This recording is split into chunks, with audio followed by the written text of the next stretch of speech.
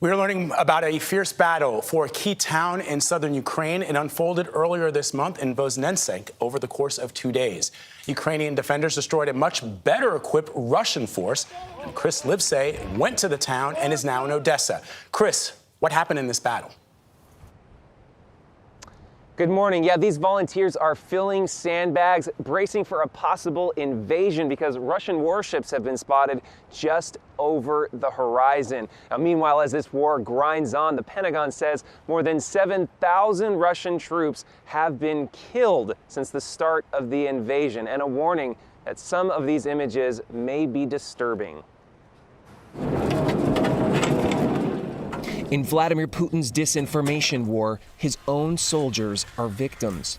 The Ukrainian army keeps 12 of their bodies in a refrigerated rail car in Voznesensk. The town is offering to return the bodies to their mothers. They were too young to have wives.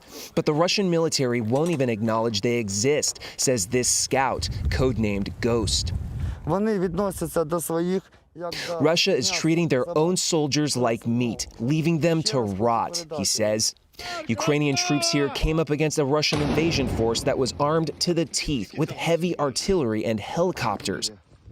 In a heroic act of self-sacrifice, they blew up the main bridge to keep Russian tanks from crossing. If the Russians got past this bridge, there's a nuclear power facility, and then on to Odessa. They thought they'd meet little resistance, but they were wrong.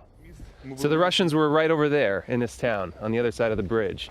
We meet the mayor, who walks us through the rubble and between the anti-tank mines. They were advancing with tanks, mortars, lots of armor and artillery, firing chaotically into the city center, striking a kindergarten and near an orphanage, he says. But this is where we stopped them.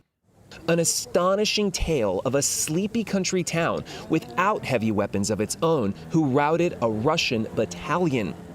Even locals like 66-year-old Sushenko Nikolai Semenovich, a retired minesweeper in the Soviet army, pitched in.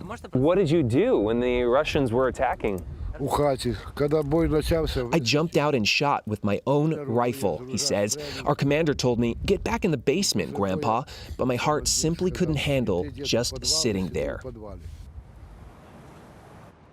Now, that same tenacity has helped keep Russian forces from making their way here to Odessa by land, but not by sea. That's why these volunteers are filling up sandbags, bracing for a fight, because those Russian warships have already lobbed missiles at some nearby towns.